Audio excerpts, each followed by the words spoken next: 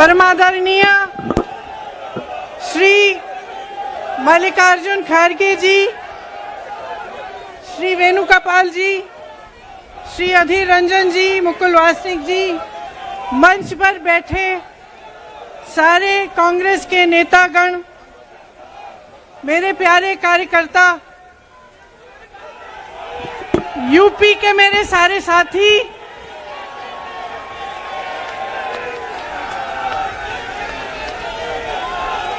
हम आज यहाँ सुनाई दे रहा है?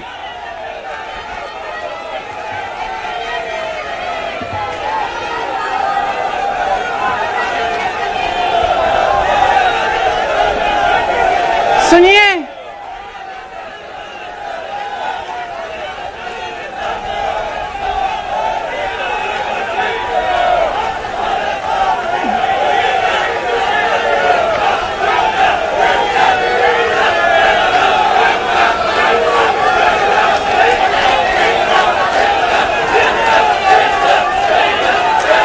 अब बोलूं? इजाजत है? मेरे यूपी के भाइयों, बोलने दो। देखिए, यहाँ पे बैठे हुए मेरे मन में एक पुरानी बात आई। 32 साल पुरानी बात है। मई 1991 की बात है।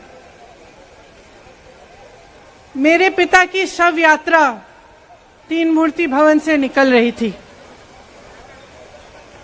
अपनी मां के साथ और अपने भाई के साथ हम एक गाड़ी में बैठे थे। सामने भारतीय सेना की एक ट्रक थी, फूलों से लदी हुई थी। उसके ऊपर मेरे पिताजी का शव था। थोड़ी देर काफिला चला, 5-10 मिनट चला। फिर राहुल कहने लगे मैं उतरना चाहता हूं। तो मां ने मना किया। उस समय सुरक्षा का भी बहुत वो था। तो मां ने कहा नहीं, तुम उतर नहीं सकते। राहुल ने जिद की, नहीं मैं उतरूंगा। मैंने मां से कहा मां उतरने दो। राहुल गाड़ी से उतरा। उस सेना की ट्रक के पीछे खड़ा होके चलने लगा और तीन मूर्ति से लेके कड़ी धूप में अपने पिता के जनाजे के पीछे पीछे पैदल चलते चलते चलते चलते यहां पहुंचा। इस जगह से कुछ 400-500 गज दूर यहां पर मेरे शहीद पिता के अंतिम संस्कार मेरे भाई ने किए।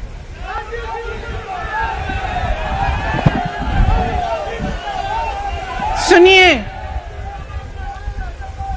वो चित्र मेरे दिमाग में अभी भी है, मेरे मन में है। मेरे पिता का शव इस तिरंगे झंडे में लपेटा गया था। इस तिरंगे के नीचे मेरे पिता का शव था और उसके पीछे चलते चलते मेरा भाई यहां आया। उस शहीद पिता का अपमान भरी संसद में किया जाता है। उस शहीद के बेटे को आप देशद्रोही कहते हैं, आप मीर जाफर कहते हैं, उसकी आप मां का अपमान करते हैं। आपके मंत्री मेरी मां का अपमान भरी संसद में करते हैं।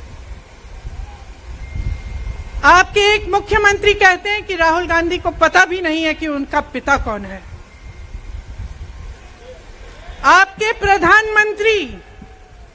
प्रधानमंत्री भरी संसद में खड़े होकर कहते हैं कि ये परिवार नेहरू नाम को इस्तेमाल क्यों नहीं करता। पूरे परिवार का अपमान करते हैं।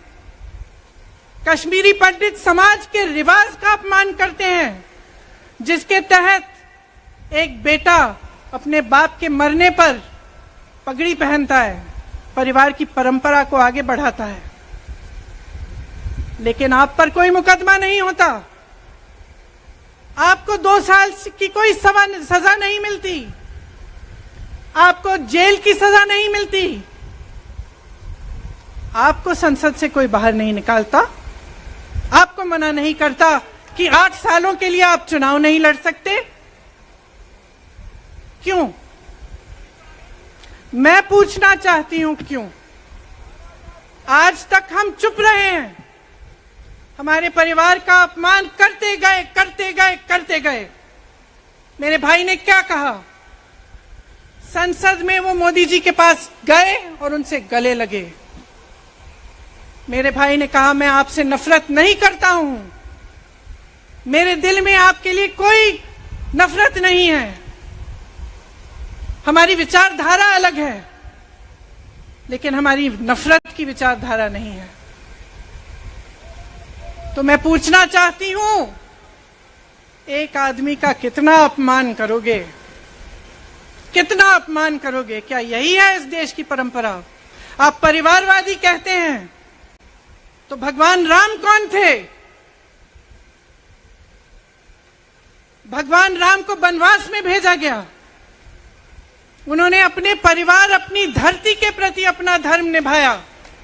क्या भगवान राम परिवारवादी थे?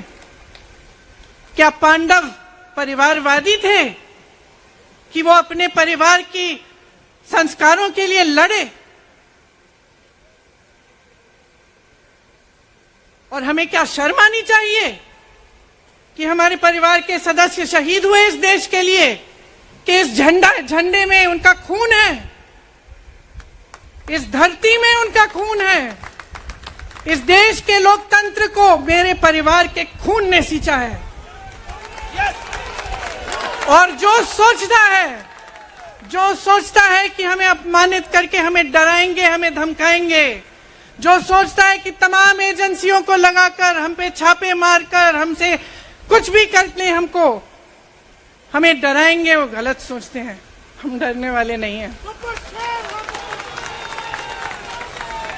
हम और मजबूती से लड़ेंगे। हम इस देश के लोकतंत्र के लिए कुछ भी करने के लिए तैयार हैं। इस देश के लोकतंत्र को, इसकी नींव कांग्रेस पार्टी के महान महापुरुषों ने डाली है। कांग्रेस पार्टी लड़ी इस देश की आजादी के लिए, और आज भी इस देश की आजादी के लिए ही लड़ रही है।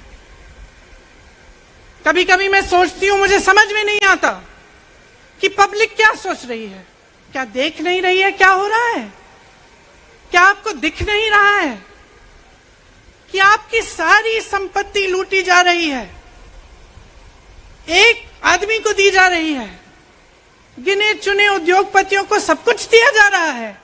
किसकी संपत्ति है? ये राहुल गांधी की संपत्ति है, ये आपकी संपत्ति है। ये पीएसयू किसके हैं? किसके लिए बनाए गए? आपके लिए बनाए गए, जो ऐसे एक के बाद एक इनको बेचे जा रहे हैं, दिए जा रहे हैं। इसी से तो आपका रोजगार आता है। छोटे उद्योगों से, छोटे व्यापारियों से आपका रोजगार आता है, किसी बड़े अडानी से नहीं आता। रोजगार नहीं देते, छीनते हैं आपका रोजगार। तो आप समझ क्यों नहीं पा रहे हैं? आप गैस के सिलेंडर के लिए 1000 रुपए दे रहे हैं, और यहां आपकी सारी संपत्ति किसी को सौंपी जा रही है। राहुल गांधी जी ने क्या कहा? अरे कौन सा इतना बड़ा जुल्म कर लिया कि आपसे 2 सवाल पूछ लिए, जवाब नहीं दे पाए ना, घबरा गए। और जो अहंकारी होते हैं, तानाशाह होते हैं, क्या करते हैं? जब सवालों का जवाब नहीं दे पाते तो पूरी सत्ता को लेकर जनता को दबाने की कोशिश करते हैं। जो सवाल उठाता है उसको दबाने की कोशिश करते हैं। आपने कभी सोचा है, आंखें खोलिए, आपने कभी सोचा है कि ये पूरी सरकार, ये सारे मंत्री, ये सारे सांसद एक आदमी को बचाने की क्यों इतनी कोशिश कर रहे हैं? इस अडानी में है क्या कि इसको आप सारी संपत्ति दे रहे हो देश की? 20 हजारों करोड़ शेल कंपनियों में इनकी हैं, और आप इन पे इंक्वायरी नहीं कर सकते। ये अडानी है कौन कि आप सब उनका नाम उठते ही बौखला जाते हैं और उनको बचाने में लग जाते हैं? देखिए, आप इस देश के देशवासी हैं, ये देश आपका है, ये लड़ाई आपकी है। आज तमाम नौजवान बेरोजगार क्यों हैं? हम इश्तिहार तो देख रहे हैं, होर्डिंग देख रहे हैं, मदर ऑफ डेमोक्रेसी लिखा है, कहते हैं कि हमारी अर्थव्यवस्था बहुत तेजी से आगे बढ़ रही है, तो इतने नौजवान बेरोजगार क्यों हैं? तो जहां जहां हम जाते हैं बेरोजगार नौजवान क्यों दिखते हैं? इतनी महंगाई क्यों है? इतनी महंगाई क्यों है? क्या आप इतने बड़े काम कर सकते हो लेकिन एक गैस सिलेंडर का दाम कम नहीं कर सकते? आप छोटे व्यापारियों की मदद नहीं कर सकते? आप रोजगार नहीं बनवा सकते? तो फिर आपकी सरकार किस काम की है? लोगों को दबाने के लिए है या अडानी जी को आगे बढ़ाने के लिए है? तो आज ये समय आ गया है कि हमें गंभीरता से सोचना पड़ेगा। ये सरकार पूरी कोशिश करती है कि आपका ध्यान भटकाया जाए। अब आप सोचिए, कन्याकुमारी से कश्मीर तक एक आदमी चला, उसके साथ लाखों लोग चले, क्या पैगाम लेके चला? किस लिए चला? उसके दिल में क्या भावना थी कि लाखों लोग देश भर से उससे जुड़ के चले? समता, एकता की भावना थी। आज आपके सारी मीडिया, आपके सारे मंत्री, आपके सारे सांसद, आपके सारे कार्यकर्ता कह रहे हैं कि राहुल जी ने विदेश जाकर देश का अपमान किया, राहुल जी ने एक वर्ग का अपमान किया। क्या एक आदमी जो कन्याकुमारी से लेकर 5000 किलोमीटर कश्मीर तक चल के ये रोज रोज कहता है कि इस देश को एक होना चाहिए, सबको समान दृष्टि से देखना चाहिए, क्या ये आदमी देश का अपमान कर सकता है? क्या ये आदमी एक वर्ग का अपमान कर सकता है? तो ये आदमी क्या कर रहा है? ये आपकी आवाज उठा रहा है। ये क्या कह रहा है? कह रहा है कि गरीबों को अपना हक दो, नौजवानों को अपना हक दो, महिलाओं को अपना हक दो। यही तो कह रहा है। और हक क्या है? हक ये है कि जो आपका है वो आपके हाथों में जाना चाहिए, किसी बड़े उद्योगपति के हाथ में नहीं, जो प्रधानमंत्री जी के मित्र हैं। ये है आपका हक। उसी हक की लड़ाई लड़ रहा है। तो आप समझिए, ये एक इंसान की बात नहीं है, ये एक राहुल गांधी की बात नहीं है, ये पूरे देश की बात है। जब हम कहते हैं लोकतंत्र को बचाना है, तो हम किस बात की को बचाने की कह रहे हैं? क्या कह रहे हैं हम? लोकतंत्र क्या होता है? खुल के जवाब मांगो, सवाल उठाओ। यही तो लोकतंत्र है कि आपको कोई आपत्ति है, कोई समस्या है, आप किसी के पास जाकर अपना हक मांग सकते हैं। आप कह सकते हैं, भाई हमारे लिए ये क्यों नहीं किया? इतनी महंगाई क्यों है? हमारे लिए रोजगार क्यों नहीं बनाए? लेकिन आज यही हक आपसे छीना जा रहा है और आपका ध्यान इधर उधर भटकाया जाता है और इतनी चीजों को फैलाया जाता है जो सच नहीं है, झूठों को फैलाया जाता है। आप सोचिए, राहुल गांधी दुनिया के सबसे बड़े जो शिक्षा के संस्थान है वहां से पढ़ के आए हैं। हार्वर्ड और कैम्ब्रिज की उनकी डिग्री है। कैम्ब्रिज से उन्होंने इकोनॉमिक्स में मास्टर्स डिग्री, एमफिल डिग्री उनको मिली। आप उसको पप्पू बनाते हैं। पूरे देश भर में आपकी सहायता के साथ, मेरे मीडिया के दोस्तों, डिग्री आपने देखी नहीं, सच्चाई आपने देखा नहीं, उनको पप्पू बना दिया। फिर पता चला कि ये पप्पू तो यात्रा में निकल आया और पता चला कि ये तो पप्पू है ही नहीं। इसके साथ तो लाखों लोग चल रहे हैं। ये ईमानदार भी है, ये सब बातों को समझता भी है, ये जनता के बीच जा रहा है, जनता की समस्याओं को सुन रहा है और जनता इसके साथ चली जा रही है। तो घबरा गए, घबरा गए कि राहुल गांधी ने संसद में वो सवाल उठाए जिनका उनके पास जवाब नहीं है।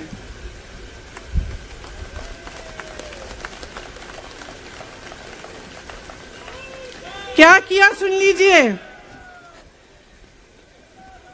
एक तरफ से हंसी भी आती है कि एक आदमी को रोकने के लिए इतना सारा करना पड़ा। जिस आदमी ने राहुल जी के खिलाफ सूरत में कंप्लेंट लगाई, आपको मालूम है कि पिछले साल उसने खुद कचहरी में जाके बोला इस पे आप स्टे लगा दीजिए। 1 साल के लिए अपने ही केस पे स्टे लगवाया।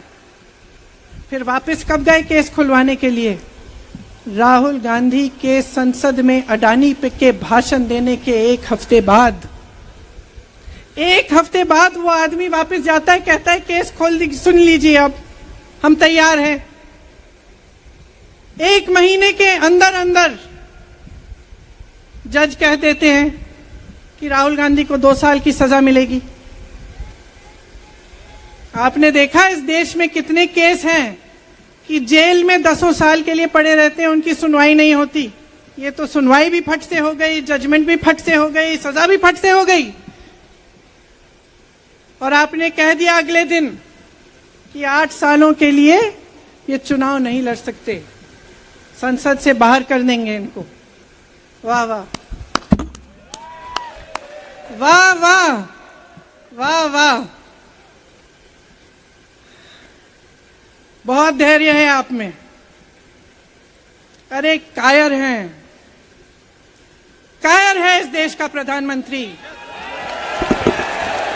लगा दो केस मुझ पर, लगा दो केस मुझ पर, जेल ले जाओ मुझे भी, लेकिन सच्चाई ये है कि इस देश का प्रधानमंत्री कायर है।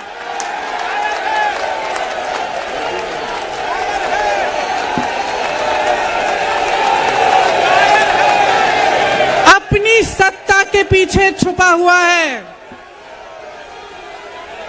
अहंकारी है।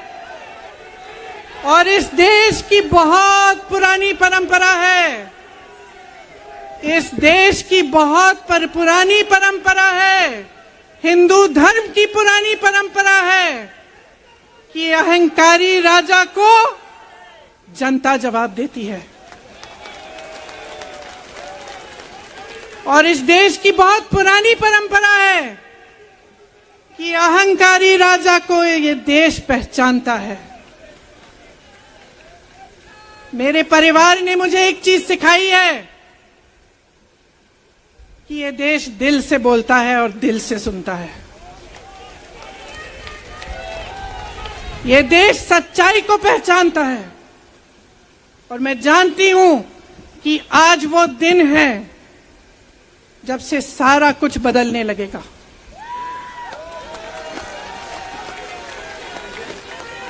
मेरे मीडिया के साथियों, मैं आपसे कहना चाहती हूं, बहुत हो गया है, बहुत हो गया है। मैं जानती हूं आप पर कितना दबाव है। मैं जानती हूं कि आपको लाइन भेजी जाती है कि आज आपको ये कहना है, आज आपको ये लिखना है। लेकिन आपकी एक बहुत बड़ी जिम्मेदारी है। आज लोकतंत्र खतरे में है। अगर सरकार सवाल उठाने वाले को 8 सालों के लिए संसद से निकाल सकती है, अगर कह सकती है कि तुम्हें चुनाव लड़ने की ही इजाजत नहीं है, तो बहुत गड़बड़ है, बहुत गलत हो रहा है। और ये लोकतंत्र के लिए ठीक नहीं है, ये इस देश के लिए ठीक नहीं है। जब आप पत्रकार बने, शुरू में जब आप काम के लिए आए, तो आपके दिल में भी ये होगी बात कि देश के लिए मैं सच्चाई बोलूंगा, मैं सच्चाई बोलूंगी। आज आप बोल नहीं पा रहे हैं, हिम्मत करिए, खड़े हो जाइए आप भी। और जैसे खड़गे जी ने कहा कि तमाम पार्टियों ने आज अपनी आवाज उठाई है, उनका हम सब धन्यवाद देते हैं। और हम सबको एक होना पड़ेगा, इसलिए होना पड़ेगा क्योंकि आज ये देश खतरे में है।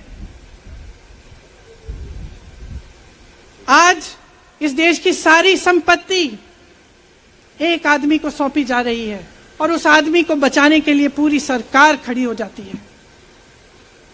बहुत गलत हो रहा है। अगर आज मेरे भाइयों और बहनों आप इसको पहचान नहीं पाएंगे तो इस देश को बहुत खतरे में डाल देंगे। इसीलिए यहां खड़े हुए महात्मा गांधी जी की समाधि के कुछ ही गज दूर खड़े हुए मैं आपको याद दिलाती हूं कि कितनों ने इस देश के लिए अपना खून बहाया है, कितनों ने इस देश की धरती, इस देश की आजादी के लिए अपना खून बहाया है।